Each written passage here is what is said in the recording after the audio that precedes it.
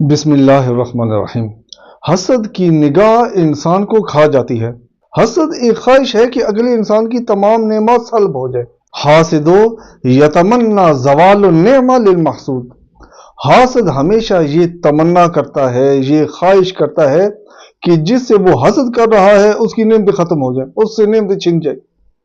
اگر وہ صاحب اولاد ہے تو بے اولاد ہو جائے، اگر اس کا گھر ہے تو اس سے اس کا گھر چھن جائے، اگر وہ باروزگار اور ثروت مند ہے تو بے روزگار اور مفلس ہو جائے، اگر وہ شادی شدہ ہے تو اس کی شادی ختم ہو جائے۔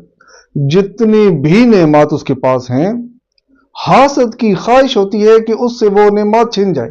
اس لیے خداوند متعال نے حسد چونکہ بہت بڑی برائی ہے، خداوند متعال نے حسد کو باقی تمام برائیوں کے ساتھ موازنہ کیا ہے، یعنی باقی تمام برائیاں ایک طرف، حسد ایک طرف۔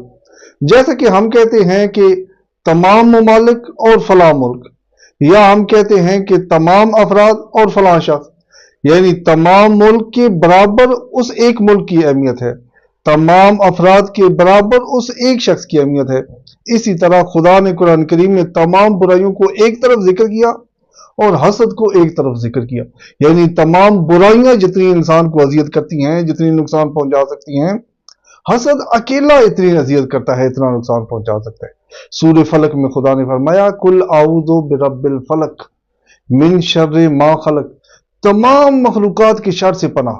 ایک طرف تمام مخلوقات کا شر اور دوسری طرف ومن شر حاسد اذا حسد، حاسد کے حسد سے، یعنی تمام مخلوقات کے شر سے پناہ مانگو اور حاسد کے حسد سے پناہ مانگو۔ تمام مخلوقات کا شر ایک طرف اور حاسد کا حسد ایک طرف، دونوں ایک جیسی برائیاں ہیں، دونوں ایک جتنے نقصان دہ ہیں افراد کے لیے۔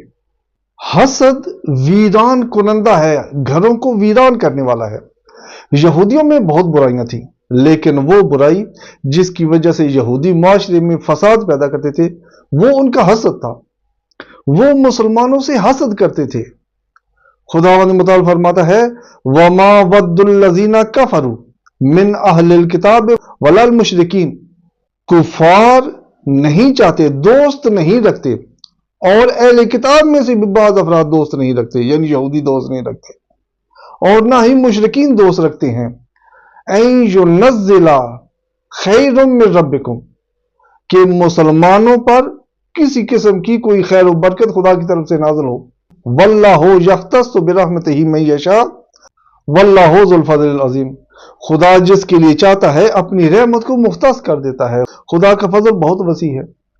یہودی چاہتے ہی نہیں تھے کہ خدا کی رحمت مسلمانوں تک پہنچے، حسد کرتے تھے۔ آپ کے گھر پر سورج چمک رہا ہے، اب یہ خواہش کرنا عجیب ہے کہ انسان خواہش کرے کہ میرے ہمسائے کے گھر پر سورج نہ چمکے، خدا کی رحمت ہے، اس کے گھر پر چمکے گئے سے ہمیں کیا نقصان۔ یہودی چاہتے تھے کہ جو رحمتیں نازل ہو رہی ہیں، اور مشرکین اور کفار، کہ جو رحمتیں نازل ہوئی ہیں انہی پر نازل ہوں، ان کے علاوہ یعنی مسلمانوں پر وہ رحمتیں نازل نہ ہوں۔ یہ حسد یہودیوں کو اس پستی تک لے گیا کہ وہ مسلمانوں کو کسی قسم کی تکلیف دینے سے پیچھے نہیں ہٹتے تھے۔ روایات میں حسد کو کفر کے ساتھ تشبیہ دی گئی ہے، حسد کو کافر کہا گیا ہے۔ ایاکم ان یحسد بعضکم بعضا، پناہ مانگو، پرہیز کرو کہ تم میں سے بعض کے ساتھ حسد کرے۔ ان الکفر اصلہ حسد، کفر کی اصل حسد ہے۔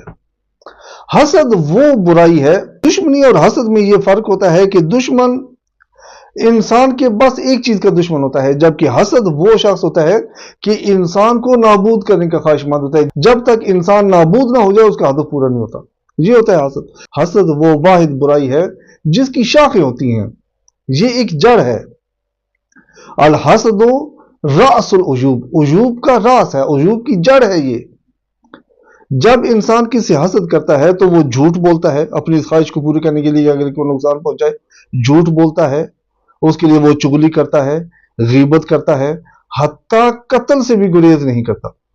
حضرت یوسف علیہ السلام کے بھائیوں نے حضرت یوسف علیہ السلام کے ساتھ حسد کیا، علیحدہ بات ہے، ان کے ساتھ اذیت کی، ان کو علیحدہ بات حسد کیا، لیکن انہوں نے حسد حضرت یوسف کے ساتھ کیا تھا، اور انہوں نے تکلیف حضرت یعقوب کو بھی پہنچائی، حضرت یعقوب کے سامنے جھوٹ بولا، حضرت یعقوب کو اذیت کی، حضرت یعقوب ان کی اس اذیت کی وجہ سے نابینا ہو گئے، ان کی آنکھوں کی بینائی چلی گئی، 30 سال وہ اپنے اس گناہ پر باقی رہے۔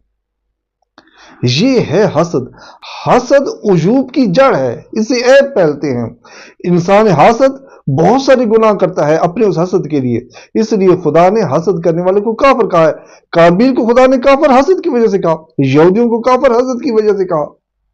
آپ نے دیکھا ہوگا کہ ایک مارکیٹ میں بہت ساری دکانیں ہوتی ہیں، لیکن ایک دکان ایسی ہوتی ہے کہ جس پر نہ کوئی گاہکی ہوتی ہے، نہ اس پر رش ہوتا ہے، نہ اس کے گھر کا سامان چل رہا ہوتا ہے۔ بہت سارے باغات لگی ہوتے ہیں، ایک باغ ایسا ہوتا ہے جس کا صاحب، جس کا مالک مفلوک الحال ہوتا ہے، اس کے باغ میں برکت ہی نہیں ہوتی۔ اس کی وجہ وہ حسد ہوتی ہے۔ رسول خدا نے فرمایا کہ ابھی جو شخص مسجد میں داخل ہوگا وہ جنتی ہے۔ لوگوں نے غور کرنا شروع کیا کہ تو ایک بوڑھا شخص جنت میں داخل ہوا، اس نے وضو کیا اور نماز پڑھی۔ دوسرے دن پھر رسول خدا نے فرمایا کہ اب جو شخص مسجد میں آئے گا وہ جنتی ہے۔ دوسرے دن پھر وہی آیا، تیسرے دن پھر رسول خدا نے اس طرح فرمایا، تیسرے دن پھر وہی شخص آیا۔ لوگوں نے اس شخص سے پوچھا کہ تم کون سا ایسا عمل کرتے ہو کہ تمہیں رسول خدا نے 3 دن کہا اور 3 دن تم ہی آئے؟ اس نے کہا کہ میں حسد نہیں کرتا، میں لوگوں کی خوشی میں خوش ہو جاتا ہوں۔ یہ اتنی بڑی برائی ہے کہ انسان کو جہنمی بنا دیتی ہے، اور اس سے بچنا انسان کے لیے جنت کا باعث ہے۔ اب حسد کا پتہ نہیں چلتا کہ کون ہمارے ساتھ حسد کر رہا ہے، تو پھر اس حسد سے کیسے بچا جائے؟ حسد سے بچنے کے 2 طریقے ہیں۔ ایک، خدا کی پناہ لے، استعاذہ کرے، سورہ فلق پڑھے، کثرت سے سورہ فلق پڑھے۔ اور دوسرا، قرآن کریم کی اس آیت مبارکہ کی تلاوت کرے، نماز عصر کے بعد 100 مرتبہ یہ آیت پڑھے، فَاللَّهُ خَيْرٌ حَافِظًا وَهُوَ أَرْحَمُ الرَّاحِمِينَ۔ نماز عصر کے بعد 100 مرتبہ یعنی ایک تسبیح اس آیت کی پڑھے، سورہ فلق کثرت سے پڑھے، اور اس آیت مبارکہ کو نماز عصر کے بعد ایک تسبیح پڑھے۔ ہر حاسد کے حسد سے خدا آپ کو اپنی پناہ میں رکھے گا۔ یہ جو آج ہم نے ویڈیو بنائی ہے، یہ ہم نے ایک دوست کے، ایک بھائی کے کہنے پر بنائی ہے۔ اگر آپ کے ساتھ بھی کوئی بھی پریشانی ہو، کوئی بھی مسئلہ ہو، اور آپ چاہیں کہ اس موضوع پر میں ویڈیو بناؤں، تو آپ کمنٹ میں اس کا ذکر کر دیں، میں انشاءاللہ اس موضوع پر بتا دوں گا۔ کوئی مسئلہ ہو تو وہاں پر آپ کو بتا دوں گا، اگر کوئی تفصیل سے بتانے والی بات ہوئی تو اس پر ویڈیو بنا دوں گا۔ جو بھی مسائل، جو بھی پریشانی ہو، نیچے کمنٹ میں لکھ دیا کریں، میں انشاءاللہ جواب دوں گا۔ اور اگر کسی کو دیر سے جواب دوں تو اس کے لیے میں معذرت چاہتا ہوں، چونکہ کثرت مصروفیات کی وجہ سے بعض دفعہ میں دیر سے جواب دیتا ہوں، اس کے لیے میں آپ سے بہت معذرت چاہتا ہوں۔